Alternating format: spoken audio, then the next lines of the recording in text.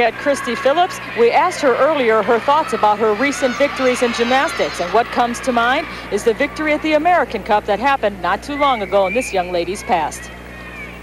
Well, me winning the American Cup is putting a lot more pressure on how I do tonight, so I just hope I can keep on and do as good as I did then, maybe even better if I can. I want to go back to the American Cup for one more thought. How was this week in your life different since you won the American Cup than, let's say, if you hadn't won the American Cup? My life is different because every time the phone rang, it was a reporter, wanted to ask me questions, and never had so much publicity before in my life. This is Bella Caroli. He coached Nadia Comaneci to an Olympic gold medal. He coached Marietta Retton to an Olympic gold medal. And by all indications, he's on his way to coaching this young lady, hopefully to an Olympic gold medal. You can hear him in the background. We'll eavesdrop as he comments. Christy Phillips on floor exercise. All eyes are on Christy for this routine. Go. Easy, easy, easy. Out of bounds. That's a deduction. That's going to hurt a little bit. All right. It's going to put a lot of pressure on Brian. Dance that. If you hear grunting and yelling in the background, that is Coach Bella Caroli. Right. Dance at this speed. Hold it. Oh, that's good. Go!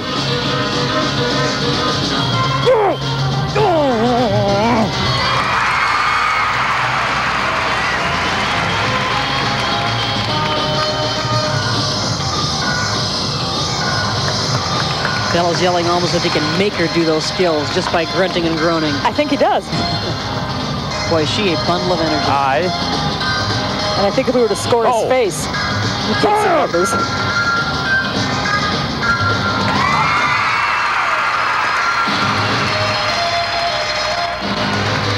Oh, that's smooth. And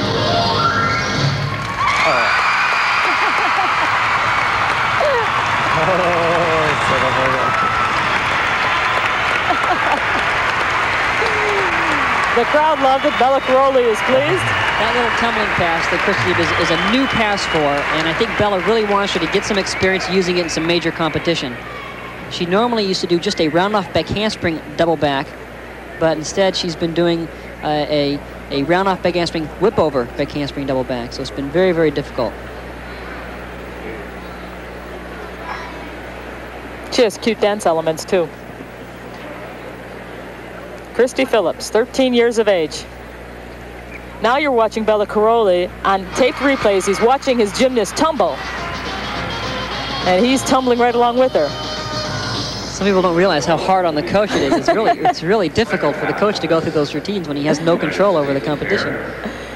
All right, her teammate is Brian Ginsberg, and Brian has elected to vault for his second round. In men's competition, you are allowed to execute just one vault. Now, we saw Brian's ring dismount with basically a double straddle side flip with a three-quarter twist out. He's going to do a similar vault. It's going to be a straddle side Sukahara with a three-quarter twist out. Christy Phillips received a 9-7 for her floor exercise routine. That's identical to Baraksanova's uneven parallel bar score. So the pressure's on Brian to get a 9-7 or better. He can do it on this vault. It's a new vault for him.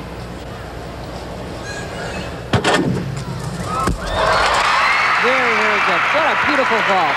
9-8 would give him the lead. 9-7-5 would give them a tie with the USSR. It's so exciting to see new things done like this. The Chinese started doing this at the World Championships about 4 months ago. Now we'll take a look at it again.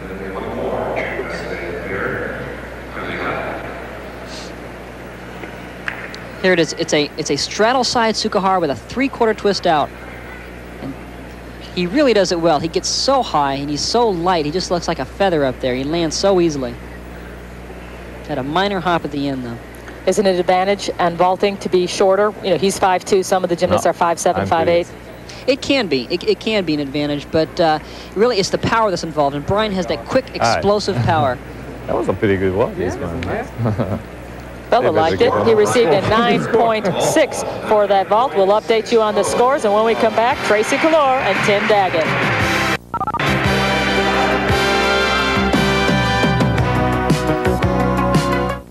competitors in the second round are about to begin. Tracy Calore on the uneven parallel bars, Tim Daggett on the high bar. Tracy Calore and Tim Daggett are currently in second place, tied with Christy Phillips and Brian Ginsberg. But only one USA team can advance. They need to do better than 38.75 if they want to go into the finals. So in this case, it's really USA versus USA. Right. Tracy's very powerful here. She does 2 stallers in a row. Stooping through. Kip to a handstand. Another stalder. Giant. And a double pike dismount, the same as Barksanova. She stuck that dismount, though. There's no deduction for that landing. That was beautiful. Very difficult routine. Barksanova received a 9.7 for her routine on the unevens. Here's a giant and a double pike. Look at that landing. Nice and solid. Beautiful dismount. Ironically, Christy Phillips received a 9.7 for her Florex routine. So the women in this second round are doing very well in the USA and the USSR. Tim Daggett, obviously, on the parallel bars is chalking them up. Let's talk a little bit about the hand grips that you would wear on the parallel bars. None at all, as opposed to the high bar where you have the dowels. That's right. Some gymnasts still like to use some leather hand guards on the parallel bars. But in Tim's case, and in the case of most gymnasts, they like to go just with their bare hands. We do a little bit of we have a formula we put water and a little bit of sugar in the water to make it nice and sticky on the bars, actually. Because sometimes you can really slip on the parallel bars. Sugar or sweet, Mo? No, only sugar. We made a mistake using a diet soda once. It didn't work. There's a nice giant straddle cut. Back upright straddle cut 2.0 for Tim. And he presses to a handstand. This is a very good event for Tim. He's always been very steady on this. So back toss to a handstand. Another back toss, the same as Tikonki. Front upright hop pirouette. Stutz to a handstand. Now he's getting ready for his dismount. Double back. A little bit of a hop. Boy, this is going to be close. Not terribly close. Tracy Calore received a 9.55 for her uneven parallel bar routine. Tim Daggett's going to need just about a 10 to stay alive. He will need a good score. It's a very good routine. Here's Tim's double back dismount. He opens up just a little bit too late, so he had to take that hop back. So that's a deduction. Usually Tim sticks those double backs. He works hard on those landings. He'll need a 9.75 to tie Christy Phillips and Brian Ginsberg for second place. He'll need a 9.8 to overtake them. Now Tim is limping over there. He did hurt his ankle, as we know, in the American Cup, and it's been bothering him. And landing that dismount really is not a lot of fun when your ankle's throbbing. So that's probably why Tim was a little bit cautious and took that hop at the end of his routine. And he received a 9.7, and that means that Christy Phillips and Brian Ginsberg, according to my math, will be the USA pair to advance. Tracy Calore and Tim Daggett, not quite good enough to get into the third and final round due to the USA only being allowed to have one team in the finals. Certainly their numbers are all right with a 19.25, but they will not go into the third round by virtue of one country allowed only. There you see the people who will go into round 3. The USSR, the USA, and East Germany will be back with the third round in a moment.